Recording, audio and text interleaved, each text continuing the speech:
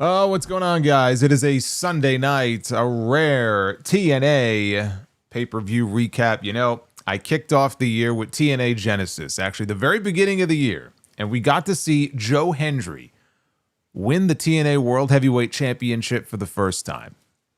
We thought he might win it last summer. They dragged it out, and finally he was able to win the big one.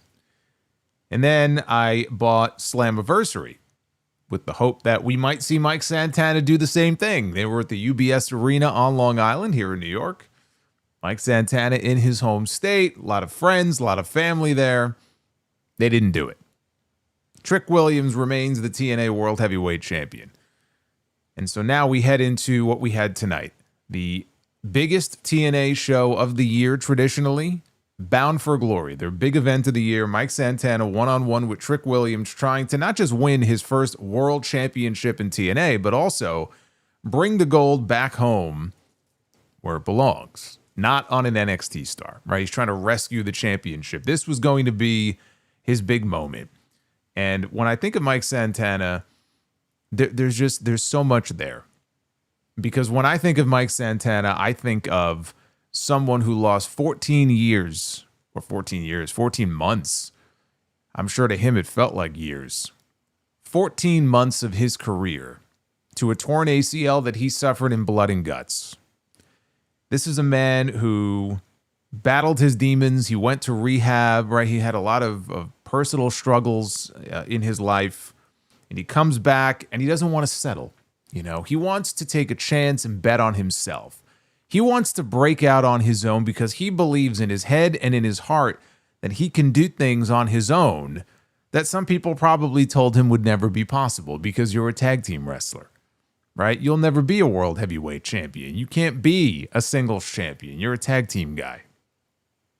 And he felt that he could do more than that. So he had a sure thing and he said, I don't want to do this anymore. And he left AEW to bet on himself and go out on his own. And I could tell you that in House of Glory, he had the chance to be a world champion and show the world what he can do. He had the chance to go in there against big names that we would bring in every single month, right? Line them up, I'll knock them down. And the resume, the portfolio of work, of matches that he put together in that time that he had that championship, 554 days as the House of Glory world champion. You heard Tom Hannafin give a shout out to HOG tonight. The history that he has in that promotion and the work that he put in as the world champion is what helped prepare him for this moment tonight, where he was in the main event of this show, challenging for a championship for one of the biggest companies in the entire country, a company that currently has a partnership and an ongoing relationship going with WWE. And he is now the TNA World Heavyweight Champion. Mike Santana finally got his moment that maybe some people thought he would never have. And it was a great moment. His family was there. His daughter was in the front row, bringing his daughter into the ring and handing her the championship. It was a great moment. And I am glad that TNA did the right thing. I don't know that there was ever any doubt. It always seemed as if this was kind of foregone. This had to be Santana's moment. Because again, Bound for Glory last year, they didn't put the title on Joe Hendry. They dragged it out until Genesis this year. So who's to say they wouldn't have done the same thing? I'm glad they did. The fans there in Lowell, Massachusetts, it might not have been New York, but they were very happy to see Mike Santana win that championship. I could have done without the silliness there after the match, which we'll get into. But that wasn't the only emotional moment on the show, seeing him win that championship. There was another match on the show.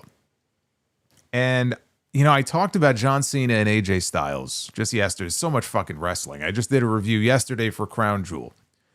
And we had John Cena and AJ Styles, and I mentioned that it felt like the end of an era in many ways because these two men came up around the same time. And here we are now, all these 20 plus years later, and now Cena's retiring and AJ's retiring and Tanahashi's retiring in a few months.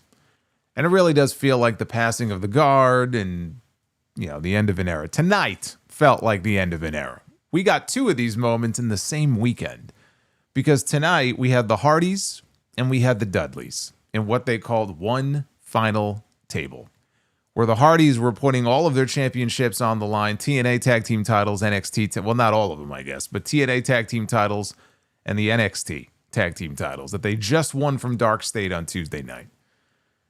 And they went out there tonight, and there may be some divided opinion about the match itself in terms of the quality of the match or the way the match ended. I can tell you that what I thought we got tonight from these two teams was the best that they had to offer. Because these are two teams that ushered in an era of wrestling, and maybe they have some regrets about that era of wrestling. They ushered in the era of the TLC match.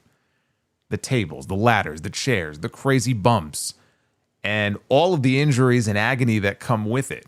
They were wearing them on their faces. They were wearing, you could see the battle scar just in the way they were moving around tonight. I was watching Devon Dudley, wrestle his last match tonight. That's what he has said before, that this was going to be it. And I'm watching Devon and just, how he was moving. He's had his health issues. He almost lost his life. Very serious situation with Devon in the last few years. He's lucky to be alive, and he's in the ring, and he's moving very gingerly. But you know what? He's hitting all of his high spots. He's giving everything he's got.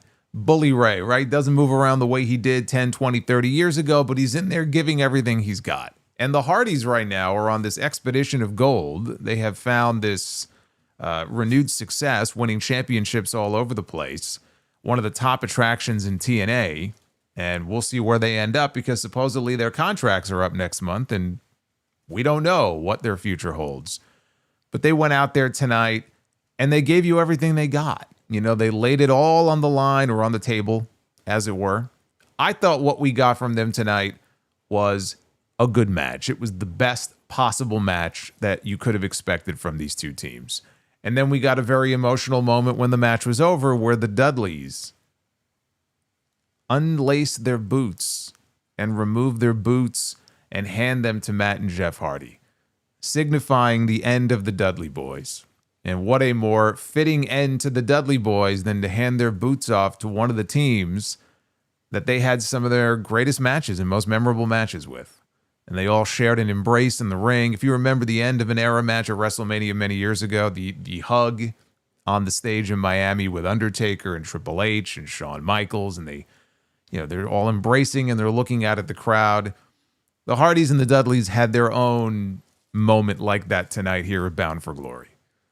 And I'm glad that it was able to happen on it may not have been WWE where they had all those TLC matches, but they had a lot of fans in the building and a lot of eyes on this show tonight.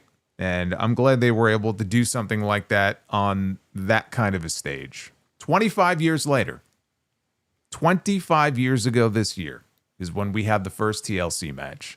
A very appropriate ending, I think, to the career of the Dudley Boys.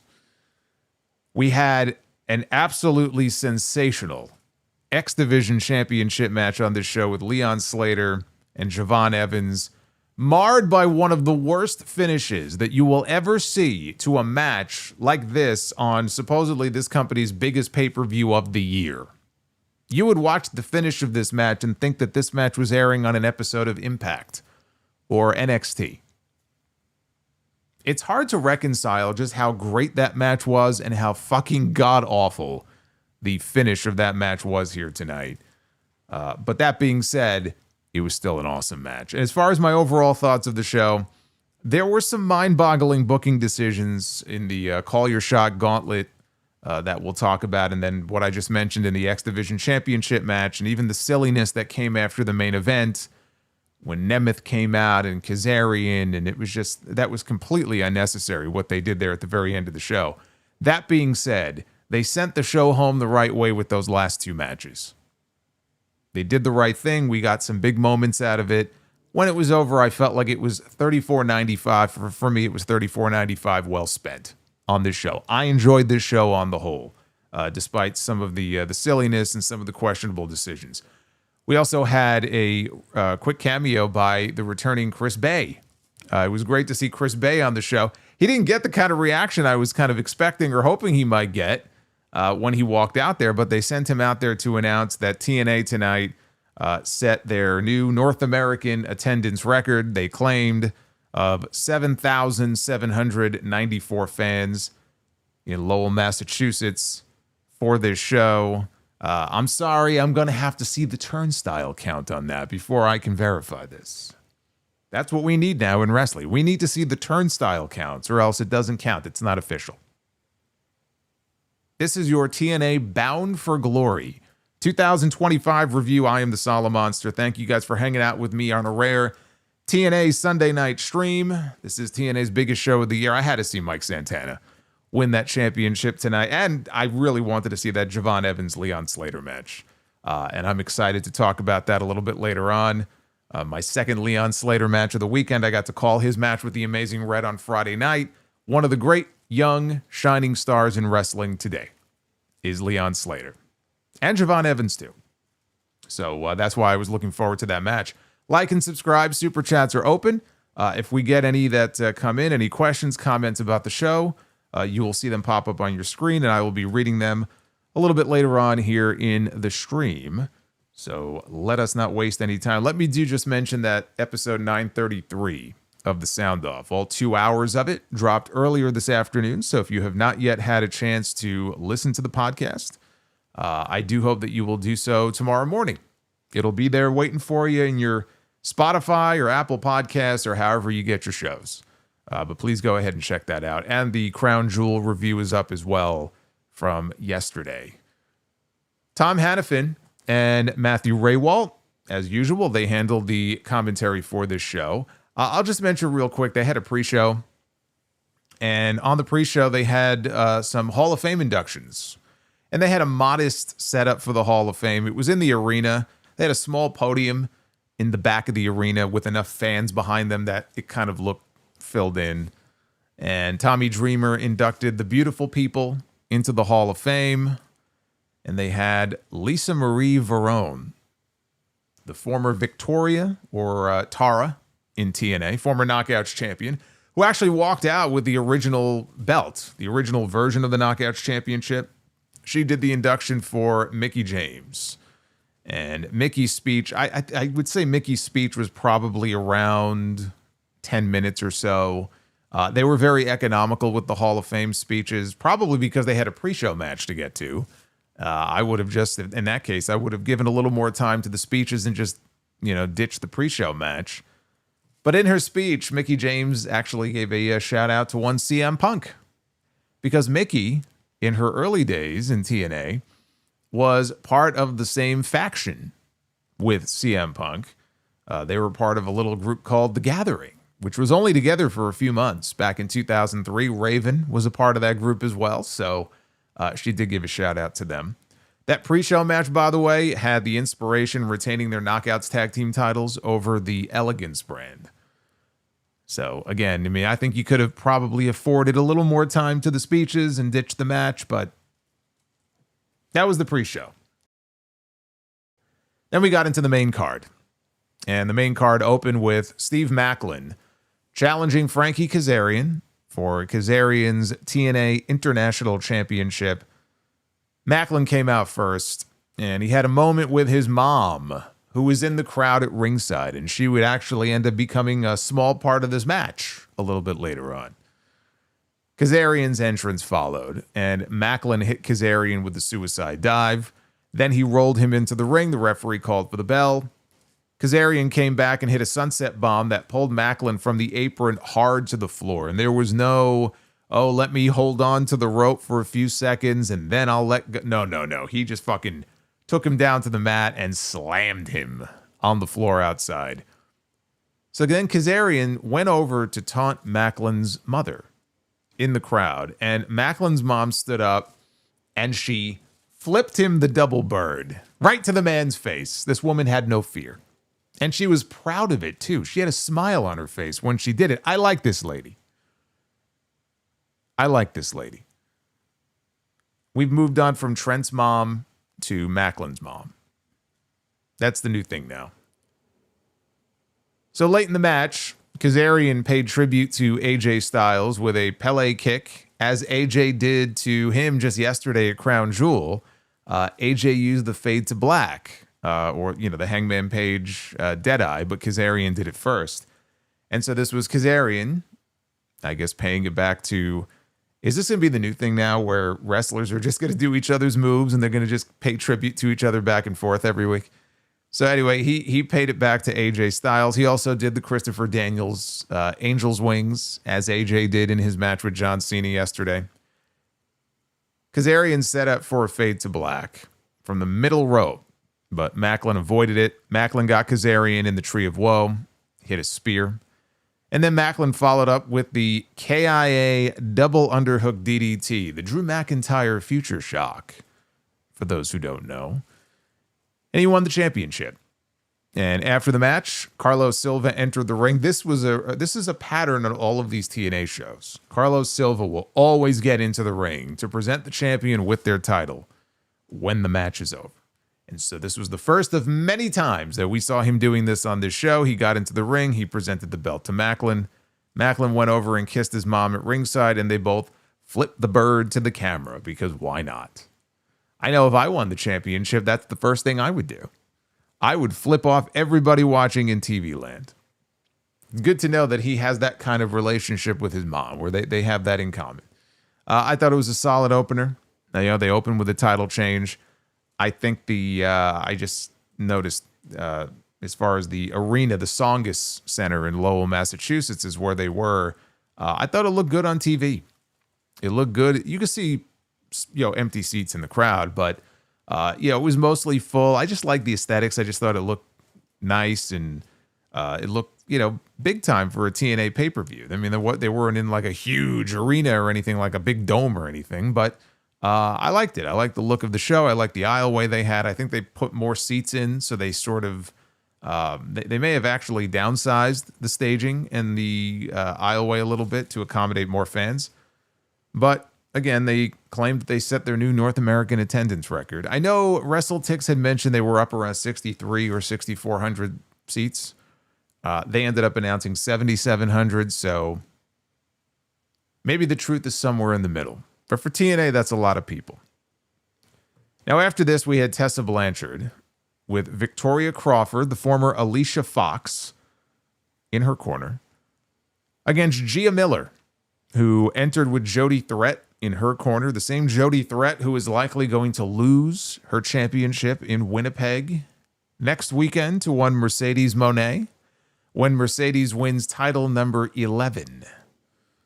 But that's next weekend. That's October 19th. So Jody Threat was in her corner. Now, for those who don't know, Gia Miller has been an interviewer in TNA now for about 5 years. She does wrestle independently, but I believe this was, her first match in TNA, or at least one of the few that she's had in the last 5 or 6 years in this company. She's an interviewer. She's an announcer, an interviewer. This is not a spot that you would usually find her in. But there was an angle that they shot going back to Slammiversary with her and Tessa Blanchard, where she attacked Gia Miller, and as a result, Santino Marella suspended Tessa Blanchard. And remember, at Slammiversary, she had to physically be removed. She was carried out of the building, and we had not seen her since. Now, as far as the reason why Tessa disappeared for a few months and has only just recently reemerged, we got our answer today from one Tessa Blanchard herself on her YouTube channel, because she posted a video letting everybody know that the reason that she was missing for the past 3 months is that she got a boob job. There you go. She said it was something that she had been thinking about for a long time, and she decided to go ahead and do it. The new and improved Tessa Blanchard. Roderick says, 11? When did she win number 10? Roderick, you got to keep up with the times, man. Mercedes won her 10th championship and tied Ultimo Dragon this past Friday in Denmark. So she is now 10 belts Moné. And next weekend, she will be 11 belts Moné. And after that, she will be 12 belts Moné. Because the train keeps going. The train is not going to stop. It's just the way it goes. You know, Indi Hartwell is the reigning HOG Women's World Champion. Mercedes beat Indi in House of Glory back in March. Don't tell Mercedes this, though. So Blanchard was very nonplussed with Gia's offense earlier. She clearly was not taking this woman seriously. Blanchard offered her a headlock, which she took, but Tessa quickly escaped. Blanchard turned her back, and Gia got a quick cradle for a near fall. And at that point, Tessa stopped screwing around and started taking things a little more seriously. She suplexed her on the stairs outside, then she beat her up in front of her family at ringside. Back in the ring, Blanchard distracted the referee so that Victoria Crawford could get a shot in, and Crawford interfered right in front of the referee, who ejected her. So security tried to escort Crawford away. She was being resistant to this, and Tessa tried to intervene. So then Jody Threat came off the top rope with a cannonball and took everybody out. Threat then chased Crawford to the back, and that was the last we saw of them for this match. Miller made a comeback. She hit a Thez press and a monkey flip. She monkey flipped Blanchard out of the corner. She went for a crossbody, and she missed pretty badly. She mostly got Tessa's legs, and Tessa sold it anyway, got a near fall. Miller walked into a boot, and Blanchard worked her over with right hands in the corner. And so then Miller countered by locking up Blanchard's arms and hit her with a straight headbutt. Miller got Tessa up in a powerbomb position, but Blanchard pulled out a roll of quarters. I did not see where the roll of quarters came from. I would imagine her expanded bust. Now that she's got, more room to kind of tuck things in there, maybe that's why she got the boob job. I don't know, but she pulled out a roll of quarters. I mean, it had to come from somewhere. She pulled out, and she doesn't exactly have pockets on her gear. So she pulled out the roll of quarters. The referee was fussing around with the turnbuckle pad in the corner that Tessa had pulled off earlier, so didn't see any of this. And Tessa hit her in the head with a roll of quarters, and then she pinned her to win the match. The good news for Tessa is that I didn't hear any of the usual chants that will often be heard during Tessa Blanchard matches. So that's the good news if you're Tessa Blanchard. The bad news is the crowd did not get behind Gia Miller as the underdog babyface here the way that they probably wanted them to. The crowd mostly just fell flat. The crowd really didn't react in any sort of major way. But then it was time for the annual Call Your Shot Gauntlet match. This was their 7th year in a row doing this match here at Bound for Glory. Now, keep in mind, this is intergender. So you have male participants, you have female participants. 2 wrestlers enter. After 2 minutes, a new wrestler enters every 60 seconds. Eliminations occur by pinfall, submission, or over the top rope with both feet touching the floor. And when the final 2 wrestlers are left in the ring, it then changes to a singles match. And the winner of that singles match will then not only win a beautiful trophy that looks like it was probably ordered on Amazon.com, but in addition to the Amazon trophy, you also win a championship match anytime within the next year for the championship of your choosing. Boy, I haven't heard this stipulation before. So anyway, those are the rules for the Gauntlet match here. So Lei Ying Lee was the first entrant.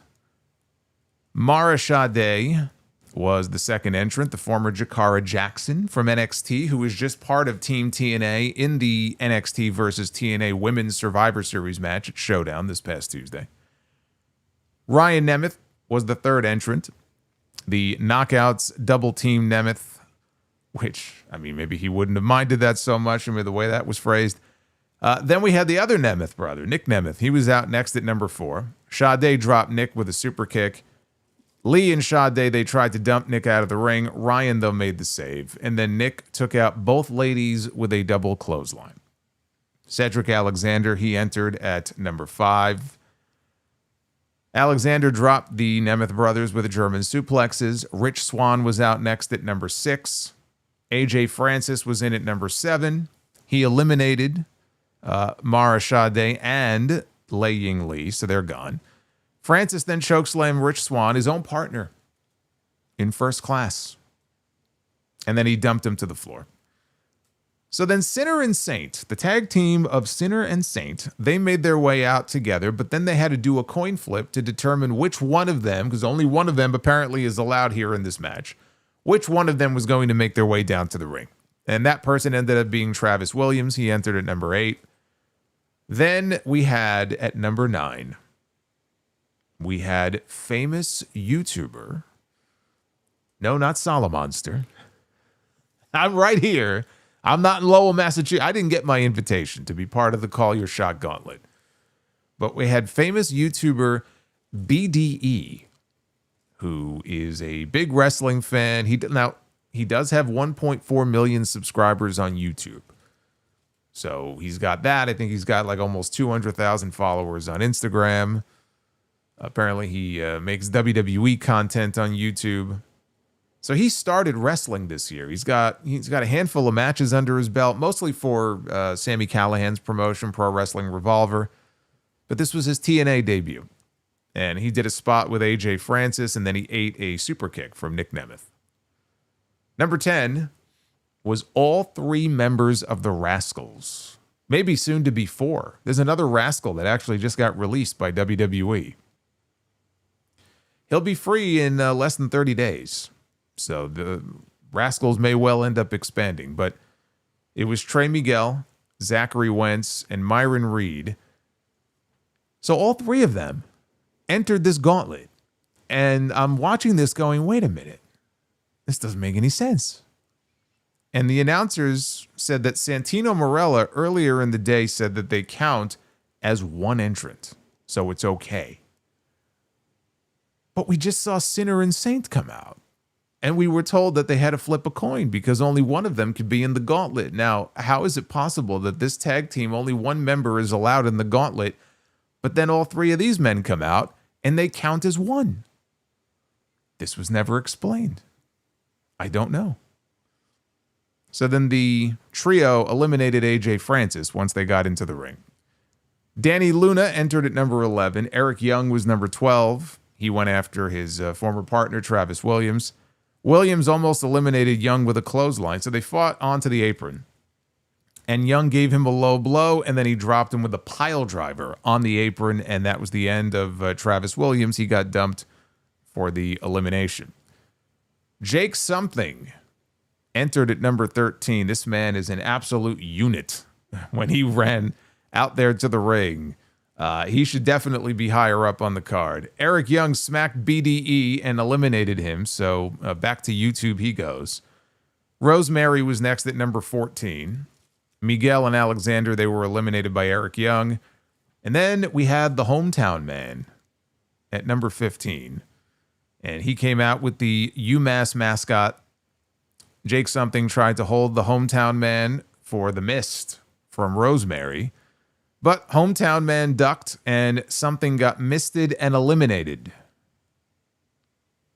You might even say he got something in his eyes. So long, Jake Something. He is gone here from the gauntlet match. So Zach Clayton. Yes, the Zach Clayton, everybody. I couldn't believe it myself. He was out at number 16. Escorted out by Little Guido of the FBI. Not the only ECW cameo that we would get here on this show. Danny Luna eliminated Rosemary. Hometown Man eliminated Danny Luna. Jody Threat was out at number 17. And she ran around and around the ring on the outside until all of a sudden Frankie Kazarian floored her. I don't even know where the fuck he came from. But Kazarian floored her with a clothesline. And she never got into the ring. So what ended up happening here is that Kazarian took her spot. Santino Marella was trying to argue with him, and he gave Santino a shove. So, of course, what happened next? It's time for the next entrant. And when the countdown ended, we heard Santino's music. He entered at number 18. And Tom Hannafin tried to explain it that, well, he must have communicated something, to the people in the back, I guess, to tell them to play his music. I mean, bless his heart. He tried. He tried to explain the unexplainable here.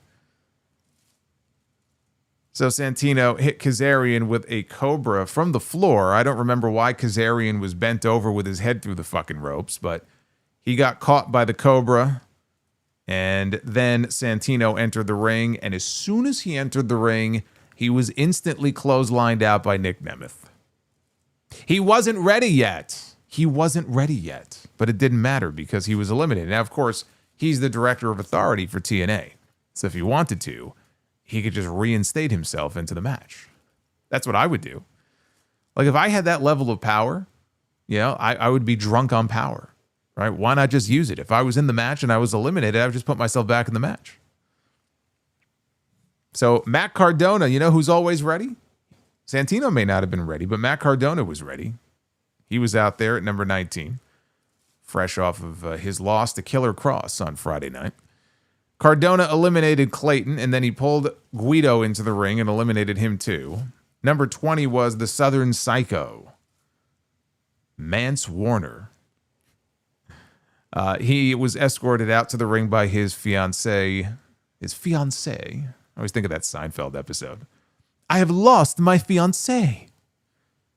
Have you seen my fiancée? I have lost my fiancée. Yes, he came out to the ring with his fiancée, Steph DeLander. The other rascals were eliminated while Warner made his entrance. So DeLander gave Warner a steel chair. Everyone let Warner kindly hit them with the chair until Cardona caught him from behind. Eric Young tried to toss the hometown man. He skinned the cat, stayed alive. They fought out to the apron, and Young eliminated the hometown man with a low blow to very loud boos. And Cardona then eliminated Eric Young to a big pop, and then he tossed Mance Warner as well. So this left Cardona all alone with both Nemeth brothers. They double-teamed Cardona. He made a comeback, though. Cardona tossed Ryan over the top rope. He stayed out on the apron, though. And Ryan held Cardona for a super kick from Nick, but Cardona ducked. And Ryan was eliminated by Big Brother. See you later, Ryan Nemeth. So it looked like we were about to get a singles match here. Right? We're about to get a singles match with Matt Cardona and Nick Nemeth. This is like something out of 2009 WWE, right? We got Zack Ryder. We got Dolph Ziggler. These are your final two here in the Gauntlet, or so we thought. Warner and DeLander, they distracted Cardona while Nemeth dumped him over the top.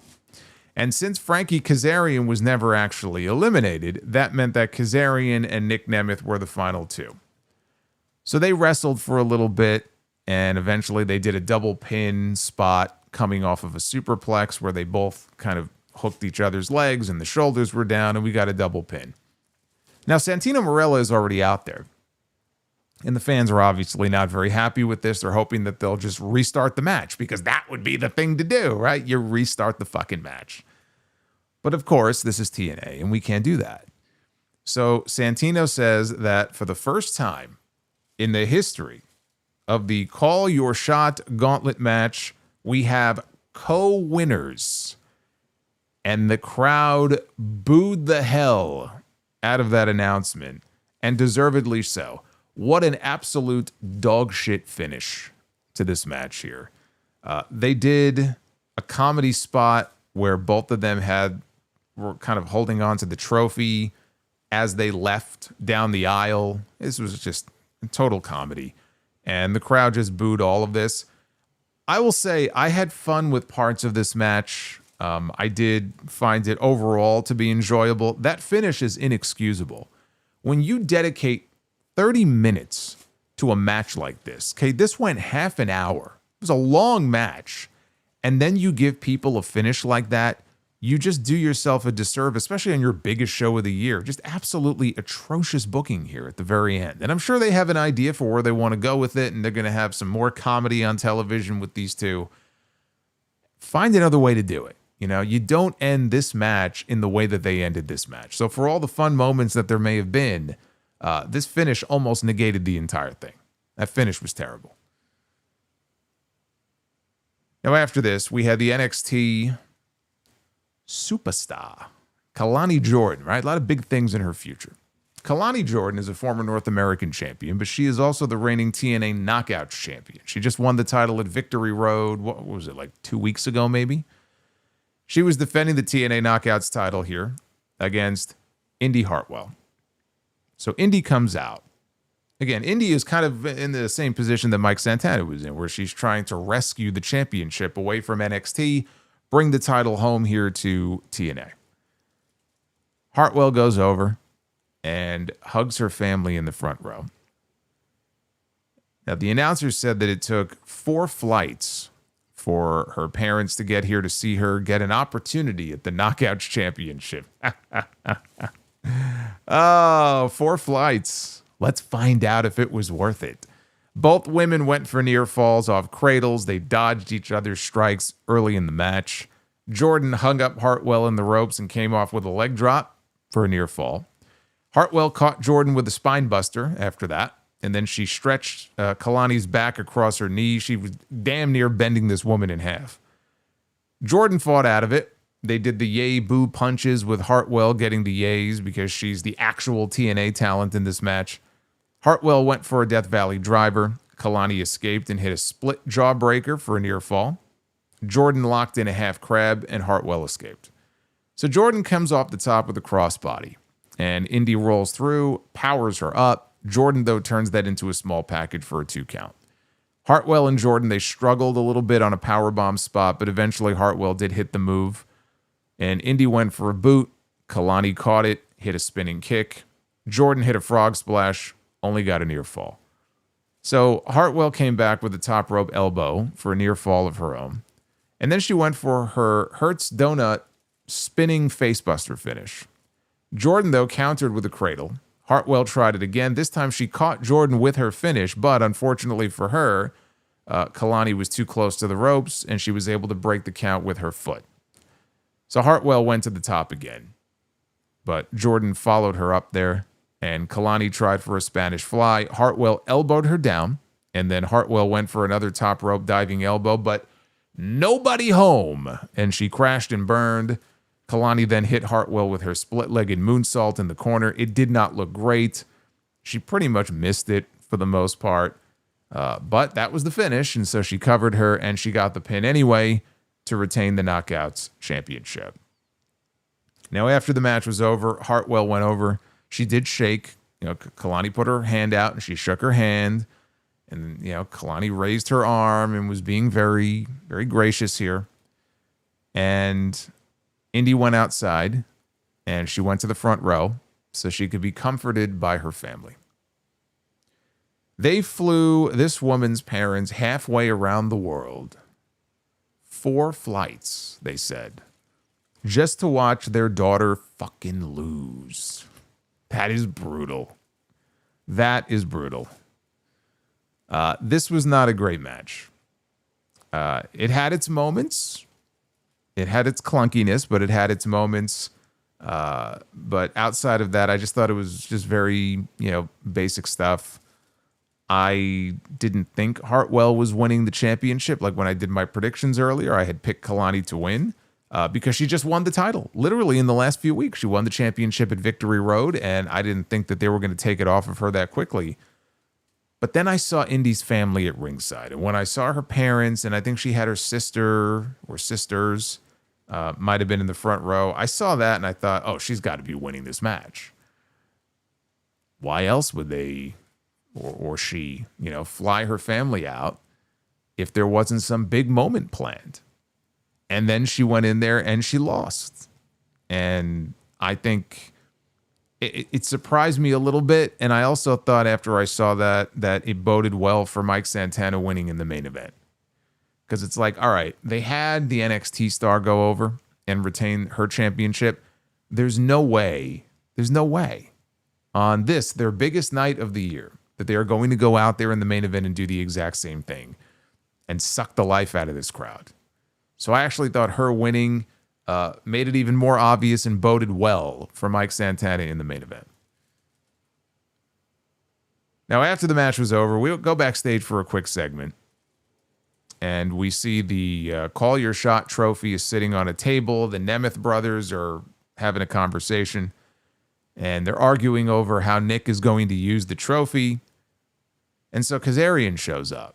And he wants to know, what is this we business that I hear you guys talking about? And Nick Nemeth says that he knows Frankie's stats because Kazarian's going through all of his accomplishments. He goes, look, I know all of your stats. And normally, any other time, I would agree with you. I would be on your side. But I am a former TNA World Heavyweight Champion, which you have never been. And Kazarian said, well, maybe I will be by the time this night is over. And he leaves, and then the Nemets have to pretend like, oh, they have no idea what he's referring to. What could he be talking about? Oh, gee, I don't know. He just won a trophy for a title shot anytime he wants. I don't know. What could he possibly be teasing here? After this, we had Order 4, which is Mustafa Ali's faction against the System, comprised of Moose, Eddie Edwards, Brian Myers, JDC, and Alicia Edwards, Eddie's wife, in a hardcore war, which was basically a War Games match without the cage and without the 2 rings. You take those 2 elements out of it, all the other rules apply. So it starts one-on-one. There's a new member that enters every, I think, minute or 2, carrying a new weapon with them, and the match cannot end until all of the participants have made their way out. So it's like, okay, now we can begin the War Games. That's the basic gist of it. Jason Hotch, I love that name. Jason started out with a trash can against Eddie Edwards, who entered with his family. He had Wally the is he a beaver? What is he? Is he the Boston Beaver? What is he? Apparently he's the Red Sox mascot. We'll call Wally the Boston Beaver, but he comes out with the mascot. Wally distracts Hotch by thrusting his pelvis at him, which allows Edwards to hit Hotch with a dive to start the match. Hotch hit Edwards with a drop kick. He went for a dive. Edwards blocked that by throwing a trash can at his head. So then John Schuyler was in next for Order 4 with a steel chair. That was his weapon of choice. JDC was in next with a New England Patriots helmet. Edwards placed the chair over Schuyler's crotch, and JDC hit the chair with the helmet. Schuyler came up busted open badly from a spot here, and JDC pulled a cheese grater out from under the ring, and he used it to work over the cut to make him bleed even more. Tasha Steelz came in wearing a New York Yankees jersey and a bat as her weapon of choice. And so after that, John Schuyler, they show John Schuyler here. He's just a fucking bloody mess, this guy. Alicia Edwards comes out with a kendo stick, and she cracks Tasha Steelz in the head with it. Eddie Edwards pulls out a staple gun, and he stapled Schuyler in the face. JDC stapled Hotch in the crotch, and Alicia stapled Steelz right in the ass. Agent Zero was out next for Order 4. I'm not too familiar with Agent Zero. I will tell you, though, he looks like he has not missed a single day at the gym. Every day is gym day for Agent 4. And he press slammed JDC. He tossed Eddie Edwards into the ringside steps. He tossed the top half of the stairs at Eddie's head.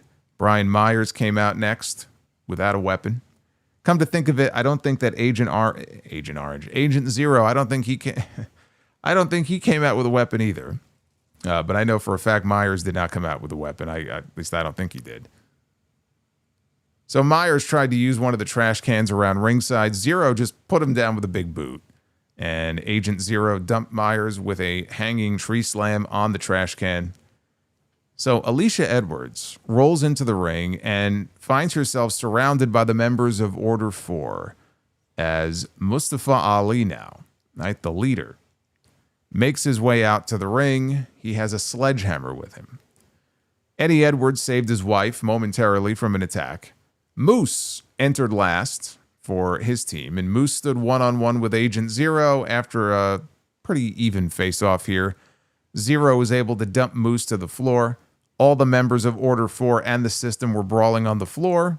Agent Zero came flying over the top rope with a big dive out onto the pile. So back in the ring, Tasha Steelz pulls out a kendo stick wrapped in barbed wire. And Alicia Edwards dumps thumbtacks in the ring. I feel like we get thumbtacks every single week now. Thumbtacks used to be something that you would really, every now and then, it would be like, oh my God, we got thumbtacks. And now we get it every single week. Pay-per-view, television, it doesn't really seem to matter anymore. If you watch wrestling from different promotions, pretty safe bet that if not every week, every other week, you're going to be able to find thumbtacks somewhere on the show. So Alicia hit Tasha with the kendo stick to get rid of her. And then Alicia Edwards found herself alone in the ring with Agent Zero. And Agent Zero gave her a hanging tree slam right onto the thumbtacks, which were littered all over the mat. And she took all of these thumbtacks. I mean, when they showed a shot of her back, I mean, it looked like she had thumbtacks just stuck all over her back. It was a nasty bump. So Eddie tried to check on his wife. Ali, though, hit him with a steel chair and then dumped him. Ali dumped more thumbtacks out on top of Alicia, and she was very careful to keep her mouth closed so they wouldn't go in her mouth. And now he's pouring thumbtacks on top of her. She's got tacks in her flesh. And now he's dumping more on top of her. And what is he going to do? He's going to go up to the top rope while she's laying there, and he's going to set up for a 450 splash, which, if you think about it, is a pretty fucking stupid thing to do. Because you may land on her, but you're also going to land on the thumbtacks that are all over the ring. And you just put thumbtacks on top of her. So he doesn't seem too bright. He's even less bright because she moved out of the way. And so when Ali hit the 450, he came and splatted on top of the thumbtacks.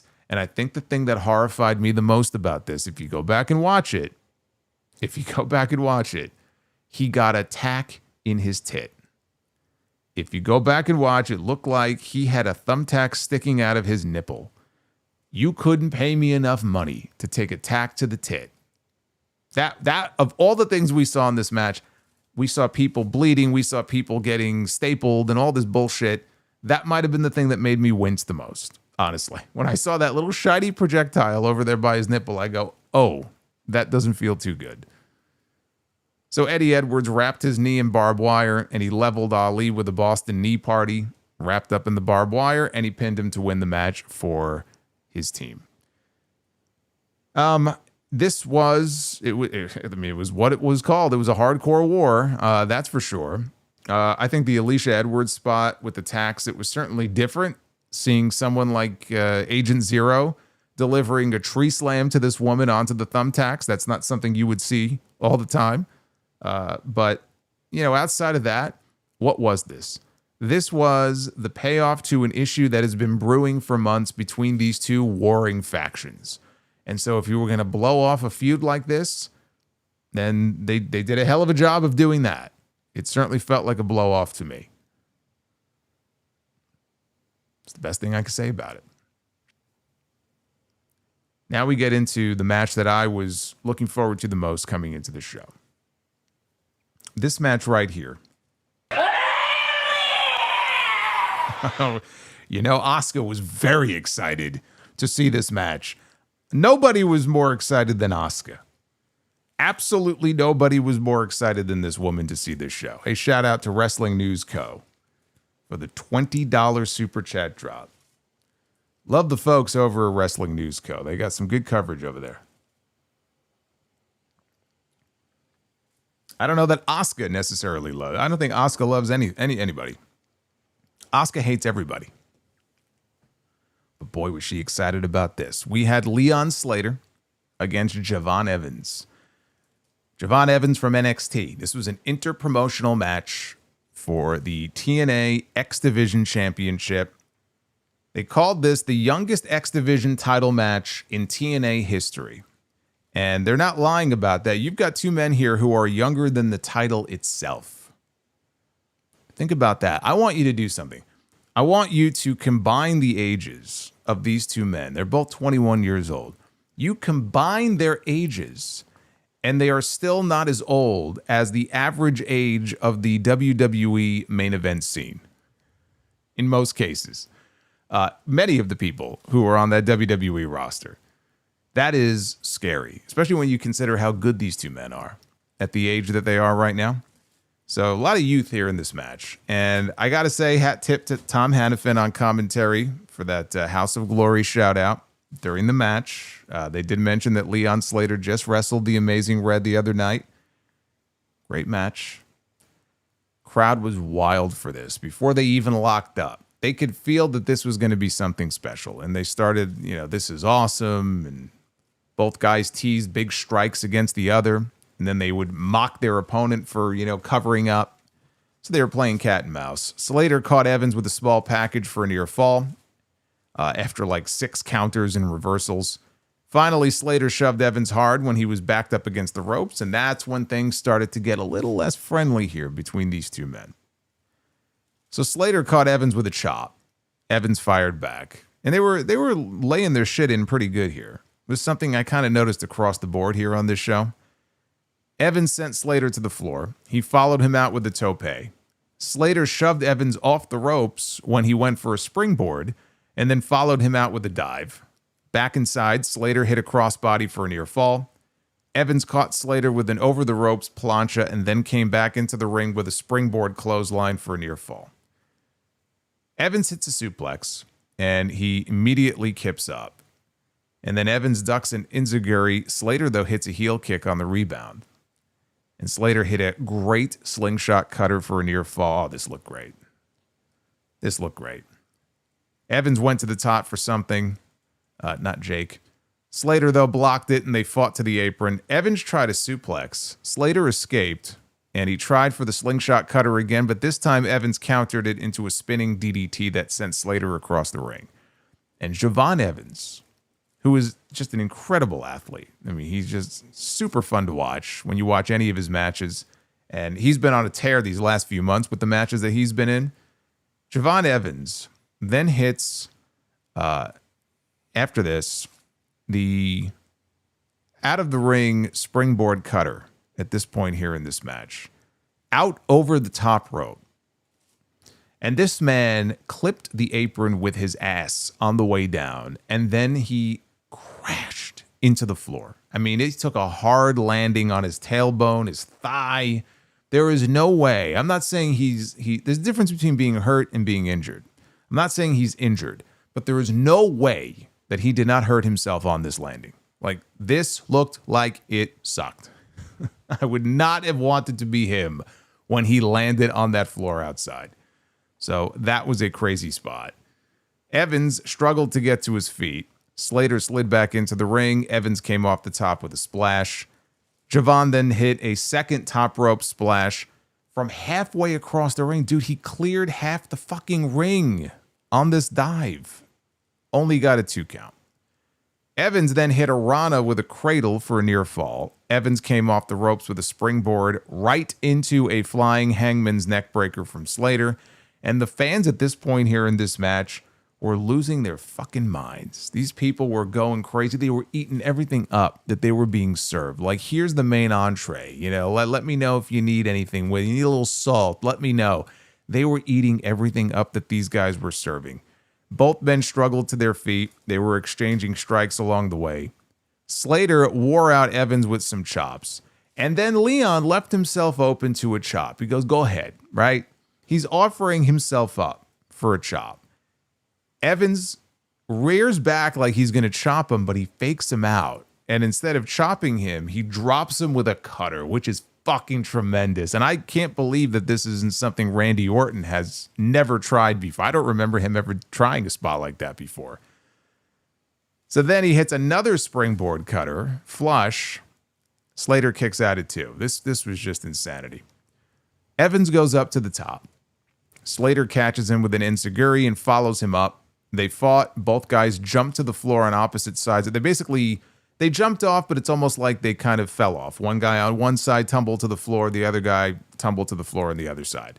So Slater tried for a springboard off the barricade. Evans shoved him into the crowd. Evans then hit a running dive over the barricade onto Slater in the crowd. Javon jumped the rail. Slater followed. And he hit his own dive over the barricade as the bell suddenly sounded. And they signified that the 20-minute time limit had expired. And I said, fucking hell, this better not be the way this match is going to end. I was fuming. As were these fans, by the way. These fans did not like hearing that bell. I mean, the heat that this got was crazy. All of a sudden, Santino Marella comes out over by the entrance ramp. And he announces that, normally on these pay-per-views, we have to keep things tight. We only have so much time. And people start booing. And he goes, but I'll tell you what, we got to give this 5 more minutes, he said. We got to give it minutes. I don't know about minutes, but we got to give it 5 more minutes. And the place exploded. And I'm thinking, okay, they brought us down and they got us really upset, but now they're hitting us between the eyes and they're like, all right, 5 more minutes, right? And this building is going nuts. These people are losing their minds. And you got Leon Slater backs up into one corner. You got Javon Evans, he backs up into the other corner. And the referee's like, are you ready? Are you ready? And everyone's getting all amped up, right? And they ring the bell and this match resumes and everybody is just on their feet. So Slater hits Evans with Utopia. Evans slid to the floor. Slater followed him with his over-the-post dive. We see Montez Ford do this on SmackDown almost every week also. It's just a crazy move. Slater then went to the top. Evans, though, jumped up and pulled Slater down with a top rope Spanish fly. Look at that. I combined the two. He pulled him down with a top rope Spanish fly. And Evans then went for the cover.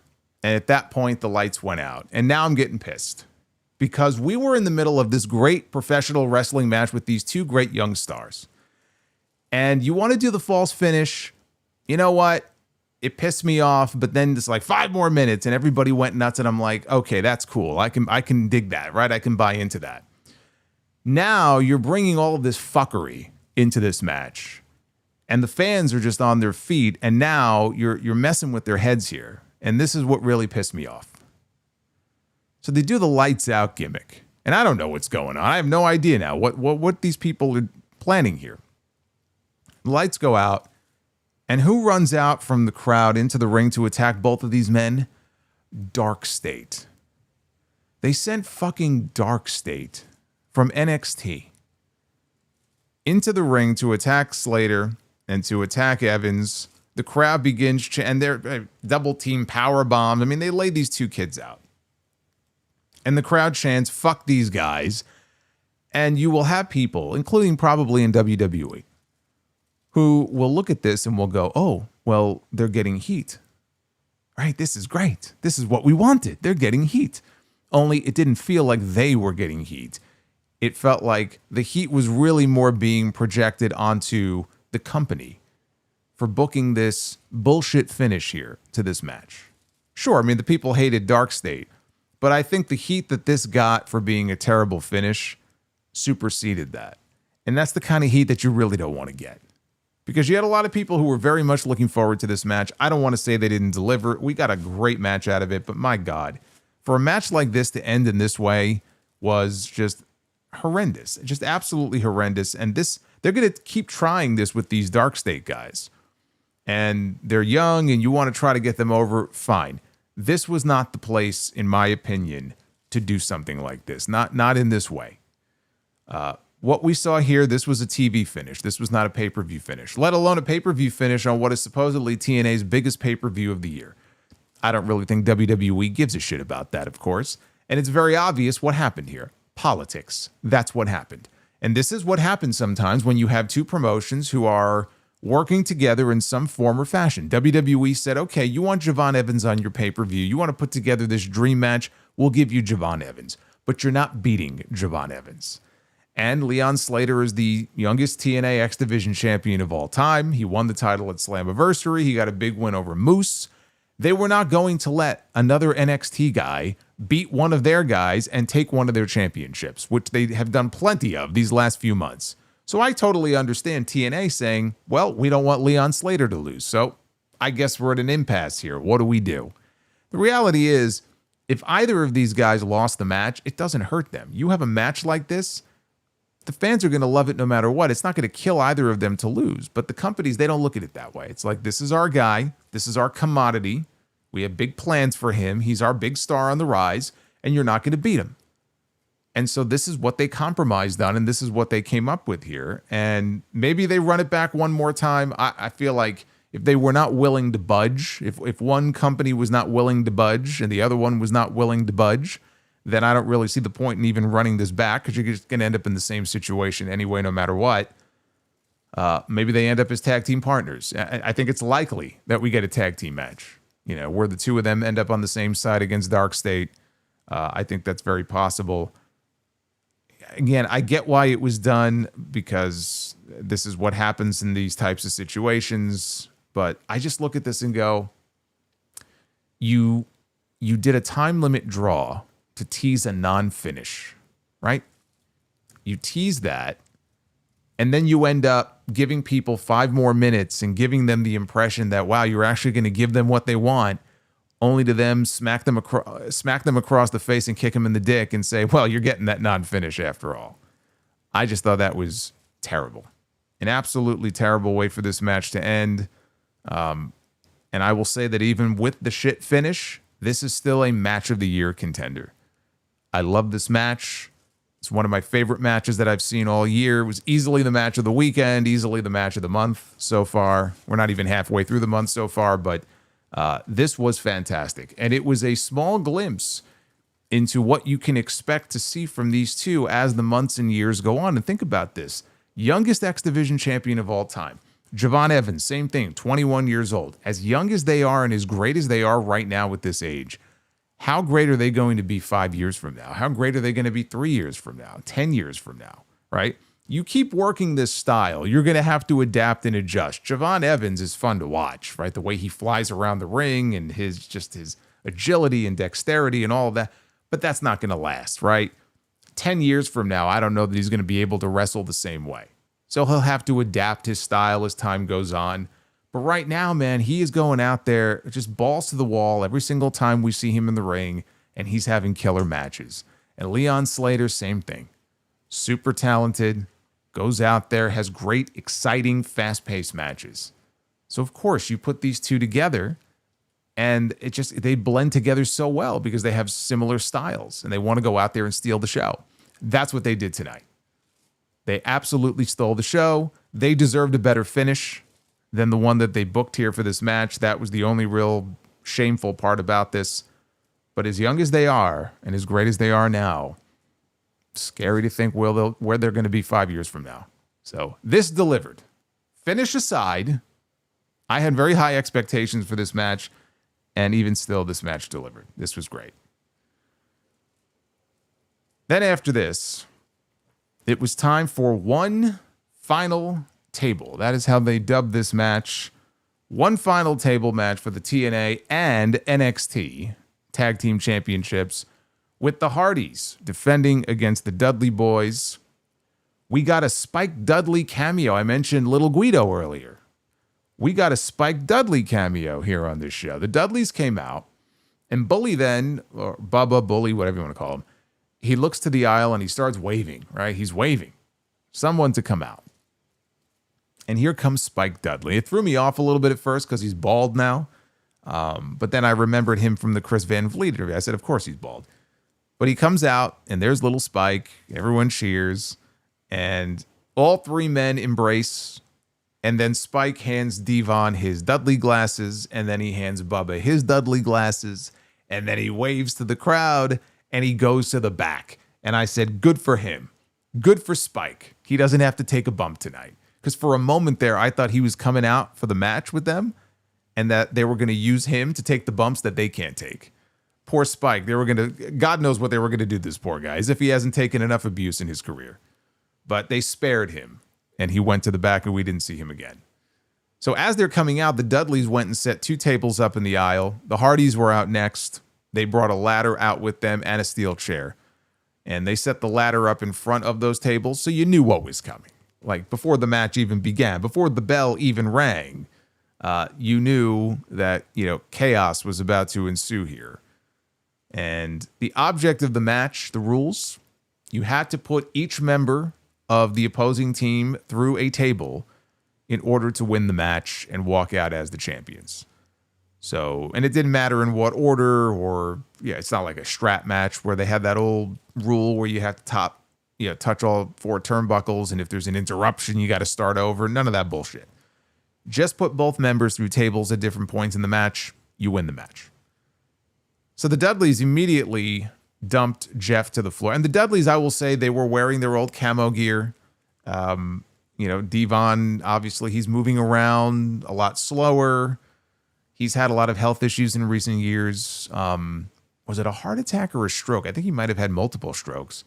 But he's doing well now. I know he's got his podcast, and he has talked about how this is it. Like for him, I don't know about Bubba, but for him, this is it. If he was going to do one more match, that was going to be it. So he was waiting for the right opportunity, and the right opportunity came along when TNA wanted to put this match together, and he was like, all right. So I do believe that this is it for Devon, and just watching him out there. I mean, cosmetically, you know, he looks fine, but just the way he was moving, you could tell that his days in the ring are behind him. But immediately they dump Jeff to the floor, and they hit Matt with a 3D. Jeff tried for a whisper in the wind. The Dudleys did their best Samoa Joe impression and just casually noped and just walked away, and he crashed and burned. So then Devon gave Jeff the what's up headbutt off the ropes. The crowd called for Devon to get the tables. Bully led the countdown, and the entire building at the end of the countdown yelled, "Get the tables." So Devon went to the floor, and he slid 2 tables into the ring. Bully set one of the tables up, and they hit 3D on Jeff through the table. Just like that. And the announcers explained that they were halfway there. All they had to do now was put Matt Hardy through a table, and we have got new TNA and NXT Tag Team Champions. Can you imagine the Dudleys as the new NXT Tag Team Champions?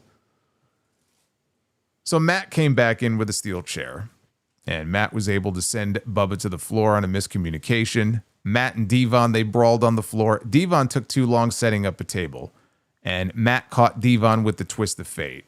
So Matt sets up Devon for an elbow through the table. Devon, though, rolls out of the way, and Matt comes flying off the apron with a diving elbow drop through the table, and the table disintegrates upon impact. But the announcers explained that Matt was not eliminated because you have to be offensively put through a table. You can't just put yourself through a table. Someone has to, I guess, grab you and either put you through the table or set you up and then crash through a table. And that's not what happened here. So Jeff came back. He took out Bubba on the floor with a clothesline from the apron. Back inside, Bubba set a table up in the corner, and Matt dodged a charge from Bully.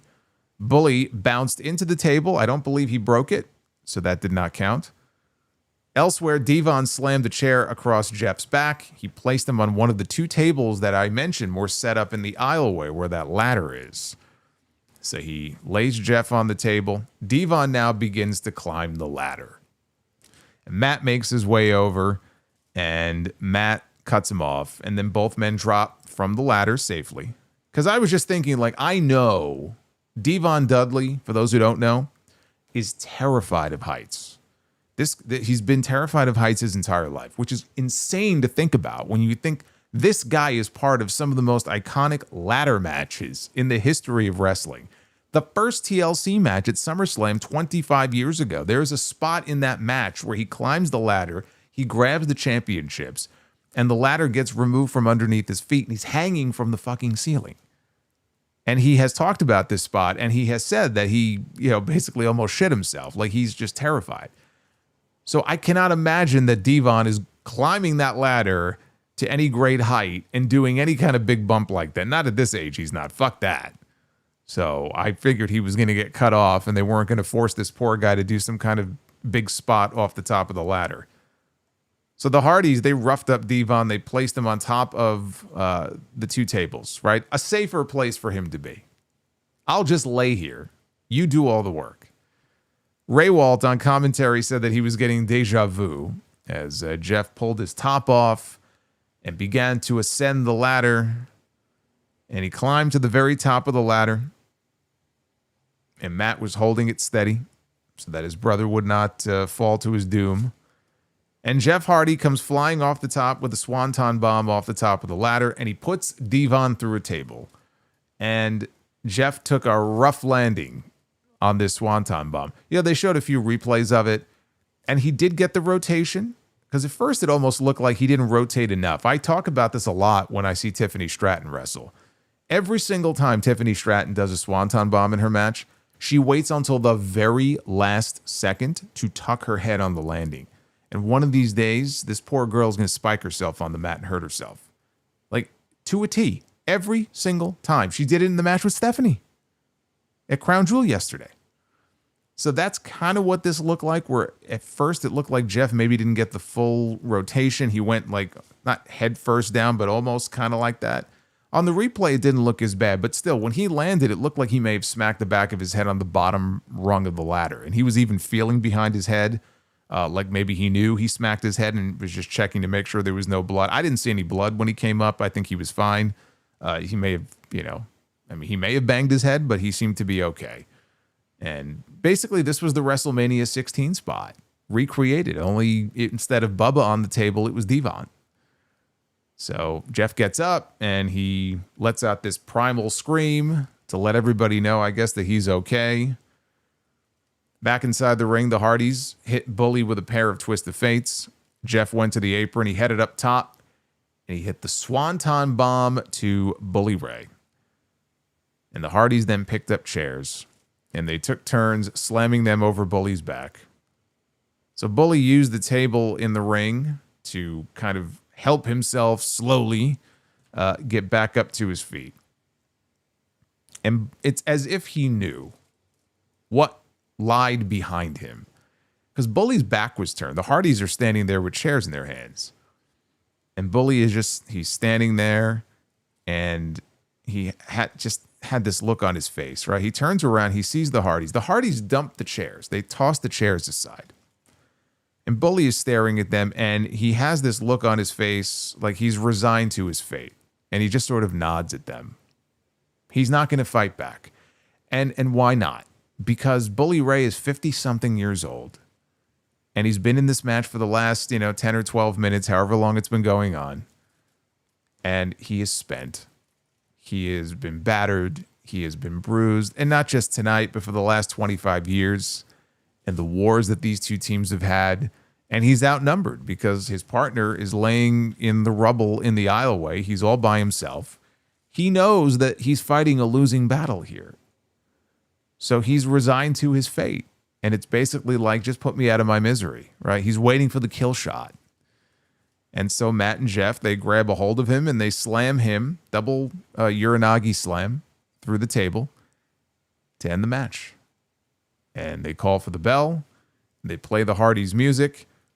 I know what they were going for here. It's everything that I just explained. I don't know that everybody in the crowd necessarily, or even everybody watching at home, I don't know that a lot of fans necessarily picked up on what this finish was supposed to be. I feel like people are going to look at this in some cases and say, boy, that was an anticlimactic finish. And I could see where people might think it came off that way. But I knew what they were going for. In many ways, it was like WrestleMania 24 and that Ric Flair in the match with Shawn Michaels. It was the same thing where Flair is just struggling to his feet. He's got those fists up like, come on, give me your best shot, right? But at the same time, it's like he knows. And Shawn Michaels says, I'm sorry, I love you. And then he super kicks him and puts him down. The same thing. I mean, didn't we have something like that in that match on Dynamite last year? There was a match, I think, with it might have been Malachi Black's last match. I don't even remember at this point. With Adam Cole. And I think he just let him, hit him with the boom. It was like, just do it, man. Just put me out of my misery. That's what they were going for here. That's the story they were trying to tell. So as usual, Carlos Silva, he enters the ring. He's got the titles to hand to the Hardys. Matt and Jeff, they pulled Bully to his feet and they hugged him. Devon got back into the ring at this point. And all four men shared a very emotional group hug, the final hug. And the fans chanted, "Thank you, Dudleys."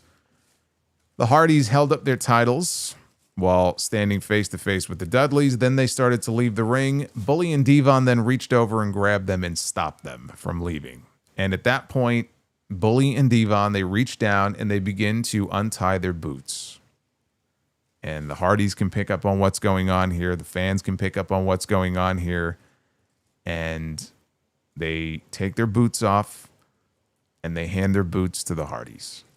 Because when your career is over, that is what you do. You take your boots off and you leave them in the ring and you leave. And that signals that your career is over. That's what Triple H did. When Triple H's career was over, he did that whatever WrestleMania that was. Might have been WrestleMania 38, I think. He took his boots off and he left them in the ring. And so it was a very, emotional moment, and you could tell the Hardys were kind of crying, and they were very emotional. I would imagine that was all planned out, but maybe it wasn't. Maybe they didn't know. Who knows? But it came off, in the way that they wanted it to. It came off as a very emotional thing. It was the final match for the Dudleys. You will not see the Dudley boys back in the ring after this. Devon is done. I don't know if that signified that Bully is done, because Bully is still working independence, not necessarily every week. So I don't know if this was the end of the Dudleys, if that's what this was meant to signify, or if we got some news here and Bully is also done. That I'm not sure of. But as a unit, as a tag team, that's it. Team 3D, the Dudleys, that's it. They're done. All the championships they've won, all the promotions, when Mackenzie Mitchell was introducing them at the beginning of the match, and she went through all the different tag team championships that they've held from ECW and WWE. Yeah, and they mentioned WCW, but it's kind of bullshit, honestly. Like, it wasn't really WCW at that point. But ECW, WWE, WCW, TNA, NWA, IWGP.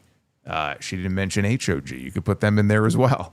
No, but like all the different championships that these guys have held. And I think it's like 20 something tag team titles over the course of their career.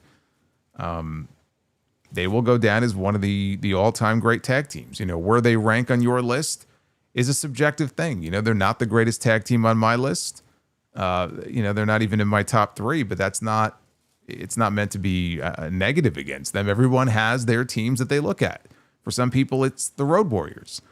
For some people, it might be the Hart Foundation. For some people, it might be the Rock and Roll Express or the Midnight Express, right?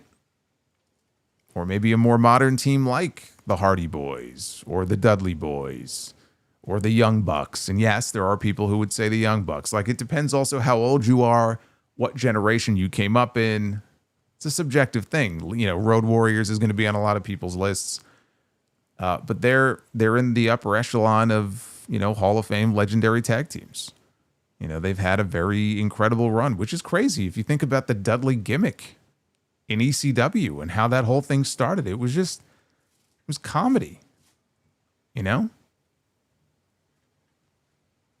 So, yeah, it was an emotional moment here. And the teams hugged again. They all, all 4 men raised their arms. The Hardys music played. Bully and Devon, they exited the ring and they kind of put their arm around each other as they slowly made their way toward the entrance. And they had this great sort of panned out shot of them as they're walking down the aisle to the stage. And they stopped and they looked back and they acknowledged the fans. The production team missed it, but while this was going on, because we could hear something happened in the ring, like you heard a bump and the fans reacted, they cheered. And then they cut back to the ring, so we missed it. But I think what happened is that Jeff put himself through a table. I think there was a table propped up in the corner.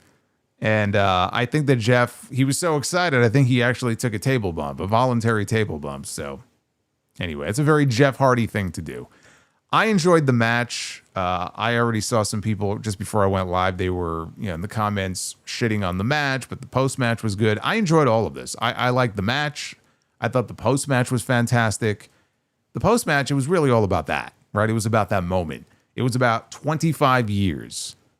25 years later, you got 2 of the 3 teams that were involved in that legendary match, that legendary series of matches, back in the ring one last time. And I thought that, considering how much older they are and how beat up they are, they gave you everything they could, and what they gave you was actually pretty good, all things considered. I don't really think they embarrassed themselves, beyond the point that they're obviously not moving in the way that they would have moved 25 years ago.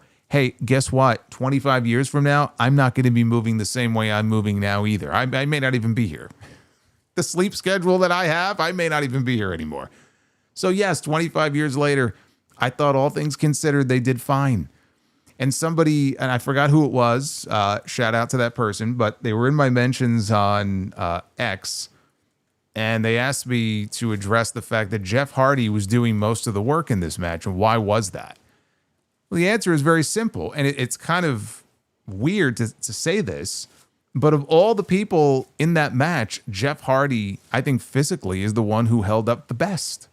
Jeff Hardy physically is probably in the best physical condition or shape of anybody in this match, because Matt's, his body is beaten to hell, right? I mean, he could still go, but not the way he used to. And then the Dudleys, right? Their bodies are beaten to shit, and they don't move around the way they used to. So if it felt like Jeff was the one who was taking all the big bumps, yeah, there's a reason for that. Because for all of the crazy shit that this guy has done in his career, shockingly enough, physically, he was in the best shape of all four men in this match. It's not really a surprise. So that's why it felt that way. But I thought that this was a very fitting homage to the TLC era. And in a weekend where it really did feel like the end of an era on Saturday, and it felt more like the end of an era here on Sunday. John Cena and AJ Styles, the chapter of their careers is coming to a close. But this really was like an era that these guys were a part of.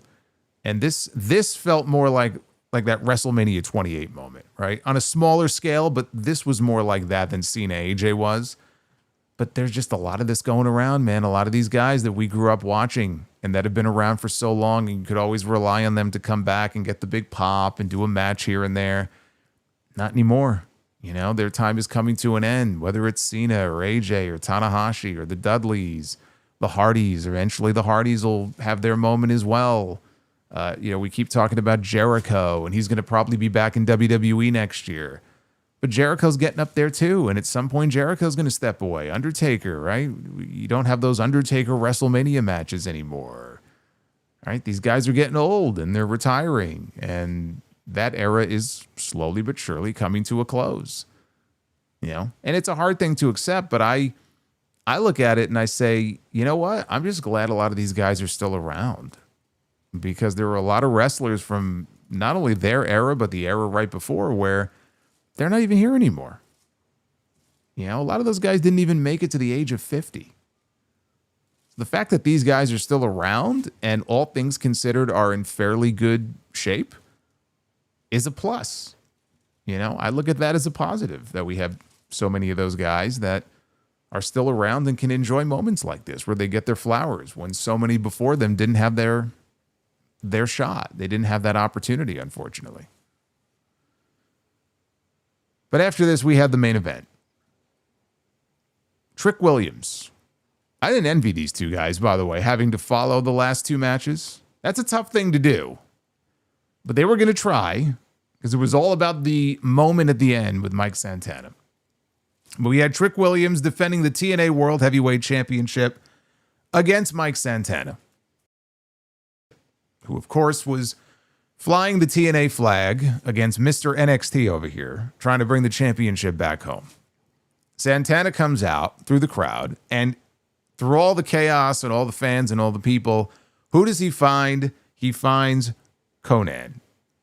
And I laughed, because if you know the history of Konnan and TNA, you just can't help but laugh, right? There was a lot of animus there. There were lawsuits. There was all kinds of just bad blood there. But there he was. Had the bandana around his face. He pulled it down, and there he is. There's Konnan. Conan's everywhere these days, man. He's popping up in AAA on those shows with WWE, and now here he is in TNA. So the crowd was into both of these entrances in such a way where it really did have that big fight feel to it when they came out. Santana got some boos when they announced him from the Bronx, New York, because, of course, they were in Massachusetts, so what do you expect? Trick Williams grabbed the mic from Mackenzie Mitchell before she could intro him, and then told Santana that he would beat his ass like the Boston Red Sox. So that way they could put the heat on him. And so now the fans booed him. And then he did his own in-ring intro. Santana cut him off with a right hand, and they brawled to the floor where they fought into the crowd. So we got started here. There was no bell. Still no bell yet. We're not officially underway. Williams tried to use a trash can on Santana, but that backfired, and he wound up covered in trash. They brawled back to ringside. Santana dumped Trick onto the apron with a back suplex. Santana took a minute to celebrate with a fan, and doing so gave Trick the opening to hit Santana with the TNA title. Then the bell rang. Let's reward this bad behavior by ringing the bell here. Ginger says, Konnan came back to TNA in 2017. Yes, but there was a lot of bad blood and a lot of history there with Konnan and TNA. That's really what I'm referring to. So when I see him in TNA, it just makes me laugh. But you are correct. I do believe that there was, at least for a period of time, there was a return there.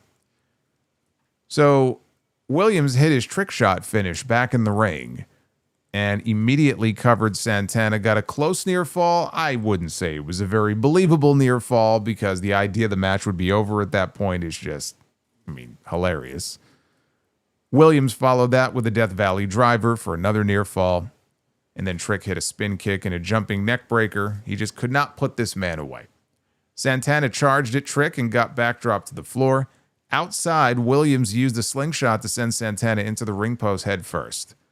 And they cut away for a while to show Trick. He was, playing to the fans. You got to give Santana some time to do his business. When they put the camera back on Santana, he was a bloody mess. He was busted open, like the radio. So Williams backdropped Santana onto the steel steps, the flat part of the steel steps. Williams whipped Santana into the barricade and then took Santana over to his daughter. Because Mike had his daughter there in the front row. And he wanted to make sure that she was going to watch her father take a beating here from the champion.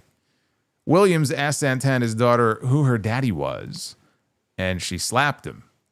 And he sold the shit out of that slap.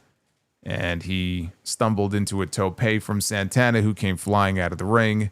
Back inside, Santana caught Williams with a powerbomb. He went to the top again. Santana hit a 450 splash, only for a near fall.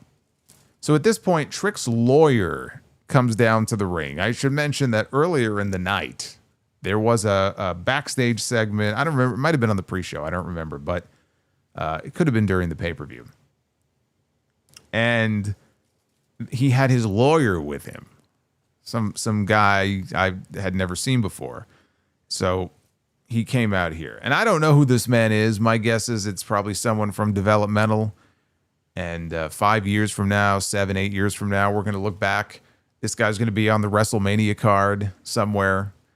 And it's going to be a trivia note that one day, many years ago, he played Trick Williams' lawyer on a TNA pay-per-view. It's like Tommaso Ciampa. Many years ago on SmackDown, he played a lawyer and he got his ass kicked by The Undertaker, right? And look at him now. Look at all the success he's had. So I don't know who this person was, but Santana went for his discus lariat. Williams, though, ducked it, and he hit a pair of Uranagis. Williams went to the top. Santana caught him and climbed up with him. Williams was able to drive Santana to the mat, though, with an avalanche Uranagi. But it only netted him a 2 count. So Williams grabbed his belt, and he went for a wild swing. Santana ducked and rolled him up for a 2 count. After some more counters, Santana hits the spin, the block, lariat, but it only got 2. Trick's lawyer got up on the apron again, and this time Santana pulled him into the ring. He gave him a discus lariat, but then Williams catches Santana with this great-looking trick shot, and Santana sold the shit out of it, and that got a great near fall. Okay, unlike the one at the very beginning of the match, this was a great, believable near fall here. Santana now is crawling, and he's looking at his daughter, who's over there in the front row. Right, it's this great shot of him. He's just got, blood all over his face. And Williams charges in for another trick shot. Santana ducks it. Santana blocks another Uranagi, hits a flying lariat, and finally, hits the discus lariat. And he covers Trick Williams for the 1-2-3 to bring home the gold. He wins the TNA World Heavyweight Championship. So as Carlos Silva is doing his thing, and he's walking up the stairs with the title to present the championship to Santana, he doesn't even get into the ring yet before we hear Nick Nemeth's music. Because I'm waiting for this big emotional moment, right, where Silva hands him the championship. I mean, he's been waiting for so long to get this moment. And now they're playing Dolph Ziggler's music. And I'm like, what the fuck? So Nemeth comes out, and he's got that stupid trophy. And I'm like, are you fucking kidding me with this nonsense? Like, I'm not expecting him to successfully cash in, but like, why are you interrupting this moment? Like, what? You better have something real good planned here. So he comes out in the aisle and he's got the trophy. And at that point, the lights go out. So when they come back on, we see, again with the lights out gimmick, by the way, pulling their best Tony Khan here. Lights come back on, and who is in the aisle behind Nemeth? Elias. Or Elijah. He's in TNA mode now. I gotta say his TNA name. We see Elijah, and he takes out Nemeth with a guitar shot to the skull. He shatters this white guitar over Nemeth's head. And then he looks up at Santana in the ring because he's got his hat on, right? Like his cowboy hat. And he tips the hat to Santana in the ring. This was the first time I do believe that we have seen Elijah since he tore his triceps in that 6-man tag match on NXT back in June, I believe it was. So I guess this was his return. But we're not done yet. Because in the ring is Frankie Kazarian, the other winner of the Call Your Shot Gauntlet from earlier in the show, the co-holder of the dumb trophy that is currently sitting in the aisle. And he realizes, evidently, you are not allowed to cash in for your championship shot unless you have physical possession of the trophy. Apparently, these are the dumb rules that have been set up here. The trophy is over there, though. So he can't cash in because, again, Santana at this point sees him. And he's like, fuck, right? Because the trophy is over there in the aisleway and he can't cash in now. It's very stupid. So Santana wipes him out with a lariat. I thought all of this was completely unnecessary. Having now seen what they did, I feel exactly the same way I did when I first heard Nemeth's music hit. All of this should have been cut out. None of this was necessary. None of this added anything here. If anything, it nearly ruined the fucking moment. It didn't serve any significant purpose. You want to bring Elijah back. Elijah is not that big of a deal that he should even be involved in this moment. This was an angle that could have been done on Impact in the opening segment this coming Thursday. Okay, so that's my only gripe about all of this. All of this silly nonsense was just that. It was silly, it was stupid, and it should not have been approved of here for this post-match angle. It was completely unnecessary. So after all this bullshit is over with, Carlos Silva does present the TNA World Heavyweight Championship to Santana. He's very emotional. He brings his daughter into the ring. He hugs her. He's got blood, again, pouring down his face. And he drops down to his knees to, like, basically bow to her. And he holds the championship belt out. And he presents the championship to his daughter. It's a very cool moment, very emotional moment there. And a great moment to end the show. I thought the match was very good in terms of how they built to that finish. It did feel like the crowd was lukewarm in the middle of it. And I think that had just more to do, honestly, with the fact that they had just been treated to they were two very different matches in terms of the X Division match and the tables match. But they were really two of the big attractions on the show. And the crowd really did invest a lot in those two matches. And then you follow that up with this, and it did hurt the match a little bit, but at least they were able to bring them up for the closing moments. That which is the most important part. They were able to bring them up for the finish and Santana winning the championship, and everybody cheered and everybody was very happy. And I don't know if the reaction in New York would have been better or if it would have been comparable, but he got a good reaction here for the finish. So I enjoyed the match. It was not my favorite match on the show, but I enjoyed the match. I liked the moment even more.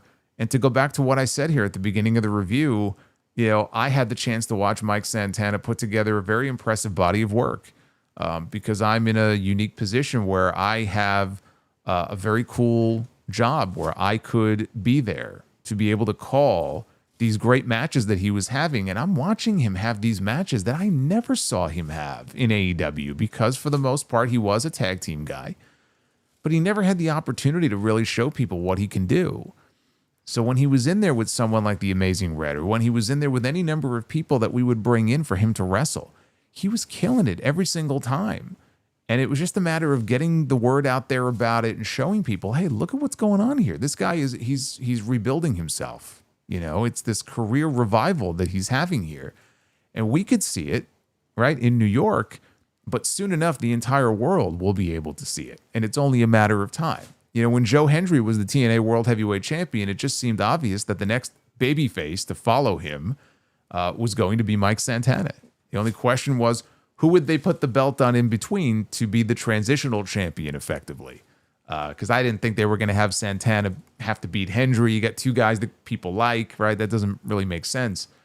So this moment was a long time coming. And it was a lot of injury. It was a lot of bullshit. It was a lot of just unhappiness with the position that he was in. He took a chance on himself. And it's very cool to see someone who does that it pays off for them. And it results in good things for them. You know, I like when good things happen to good people. And Mike Santana is good people. And I was very happy to see him get this moment. Long may he reign. I hope that he will have a very successful championship run. Where the future leads him, we'll see. You know, he's made a lot of appearances this year on NXT. I am sure he is not done making appearances on NXT. And one day we should see him on Raw, or we should see him on SmackDown. But that's for later on. There's no reason for him to worry about that right now. I think he's in a very good spot. I think he knows that there are eyes on him from WWE, among other places. And right now, the focus should be just going out there and flying the flag for TNA. TNA is going to be announcing a new television deal any week now, heading into 2026. Who knows? Maybe on the CW network. They may have more eyeballs on that show than they've had since the Spike TV days. Mike Santana now is going to be the poster boy for that. He's going to have his face plastered on all of that. He will be the face of that television show. And that's a damn good spot for him to be in. So I enjoyed this show. I had a lot of fun watching it. There was some very head-scratching booking decisions here and some stuff I didn't agree with. We went through all of that. But on the whole, I thought the show was fun and I really enjoyed it. Let's take a look at the Twitter poll, see if you guys agree. What did you think of Bound for Glory 2025? 80% thumbs up. And just shy of 20% thumbs down for this show. So it seems like you guys are in agreement with me on that. Shout out to Chris Papadopoulos. Cody Rhodes says, just bring it. Thank you, brother. Welcome to the channel.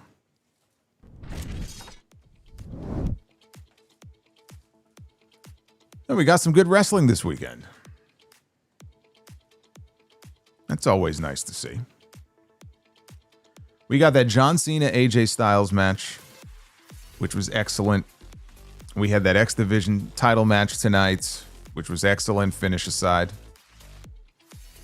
We got some good wrestling this weekend.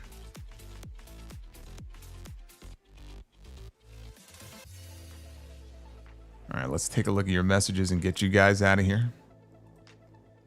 Don't forget that Raw begins in about, 7 hours? I will not be up at 8 o'clock in the morning to watch Raw. Raw will be waiting for me when I'm good and ready to watch Raw. And then I will have to let you guys know when I plan to go live tomorrow. Because I will go live, I'm not exactly sure when at this point. Hey, shout out to Tommy Colella with the $20 super chat. Where are we? I didn't check the likes, by the way. Ricky says 355. All right, so we may have to skip Be the Booker tonight if we don't hit 400. That's all right. Tommy says, so I was thinking, since Cena is going to face Dom at Survivor Series, well, we assume that he's going to face Dom at Survivor Series. That's what Meltzer is reporting. Do you think there is a chance in hell that he's going to win the IC title, and since he's facing Gunther in his final match, that Gunther would take the title? Do I think there's a chance? Yes, there's a chance. I don't want to see it. Absolutely, there's a chance that John Cena will win the Grand Slam and win the Intercontinental Championship. I just would rather not see that. I don't see what's gained if Gunther wins the Intercontinental title. It's a step down for him. Unless they just want to keep this whole thing going where it's like, 85% of his run, he's been holding a championship. He has to be holding a championship of some kind. Like, who cares? Like, he's above that. I don't think he needs the Intercontinental title back. Retro KOH, Triple H heard fans say they wanted Edge. So we had the WWE Vault upload him beating Edge for the world title in 2005. Hashtag LOL Triple H. Yep, they did upload that match to the Vault channel earlier. I did notice. That's funny how that works, isn't it? Boots says, when Bubba slowly turned around and accepted his fate, I shed a little tear as he went through the table. Only thing missing was Edge and Christian. Wrestling News CO, again, thank you very much, my friends. Love your show, they say. Love the site. Keep up the good work. Corey Blake with the 10 says, congrats to Mike Santana. His story proves that perseverance, hard work, and dedication pays off. AEW dropped the ball on him, but he bet on himself, and now he is a world champion. Yeah, and where's Ortiz? I know he was hurt, but I think he's not hurt anymore, and you don't really hear about Ortiz. Tony Khan does not appear to be doing anything with Ortiz. Now you know why Mike Santana probably left AEW. I think that says it all. Bobby Mean says, Javon Evans is definitely the future of WWE, in my opinion. I believe there is a strong possibility that he becomes the new NXT champion come Stand and Deliver. We are officially in the youth movement of WWE. Well, I'll tell you what, the youth movement of WWE is something that they're going to have to embrace because they're aging out. They're aging out. You see all these legends, again, that are winding down their careers either fully or they're just not going to be full-time anymore because they just can't do it anymore. You've got to invest in youth. And Javon Evans is definitely going to be a major star for them. There were people who believe that he should be called up to the main roster right now. And you could do that. I'm all for shaking up the rosters and calling people up from NXT. Javon Evans would not be one of them. Not yet. Javon Evans is 21 years old. Let him continue to run in NXT. Give him the opportunity to hold the NXT championship and be the face of a brand. And let him run with that for a year, year and a half, 2 years, however long it may be. And he'll be in a much better position, I think, to bring value to the main roster once you're ready to call him up to Raw or SmackDown. Because it's not as if they have this lack of talent. It's plenty of talent. It's about what you do with that talent. Javon is going to be there, but you don't need to rush him to the main roster just yet. Now, I think about that. Like, he's 21 years old. If you bring him up to the main roster now and give him a big push, I mean, it'll be 9 years before he turns 30. Like, you really do run the risk of burning some of these stars out a little too soon. You really gotta take great care with some of these people and not rush them and not, too much too soon. That's like, I talked about that with Stephanie Vicaire and all the championships and all the gold, all the success that she's had so far in the main roster. And I just really hope they have a good, plan to follow up on all of this great success that she's had. Because if not, you'll see within a matter of months, people will start complaining about, oh, it's stale. Her run is stale. I like her, but her run sucks. Or I'm bored of her. All she does is the devil's kiss. It's coming. Oh, it's coming. You've got to make sure you've got a good plan for these people. Anyway, if you didn't hear the podcast earlier today, go back and check it out. It's a good show. Talked about a lot of WWE and AEW stuff, some NXT as well, some other news and notes, Rajah Jackson, the little Paul Heyman, Braun Strowman beef, Dark Side of the Ring news. A lot of good stuff on the show today. I will be live tomorrow. I don't know what time. It will not be 10:30 or 11 o'clock at night. It may be in the evening, maybe 8 o'clock. I'll try to go earlier if I can. I may not be able to. So I will keep you guys posted on X. Or just, make sure your notification bell is on. And once the page goes up, you should get some kind of a notification. And then hopefully I will see you there. And we get to start the week all over again. We got a full week of shows coming up. So be well, stay safe, have yourselves a good night, and I will see you back here for more Sound Off in less than 24 hours, I guess. I'll see you back here soon. Until then, take care, guys.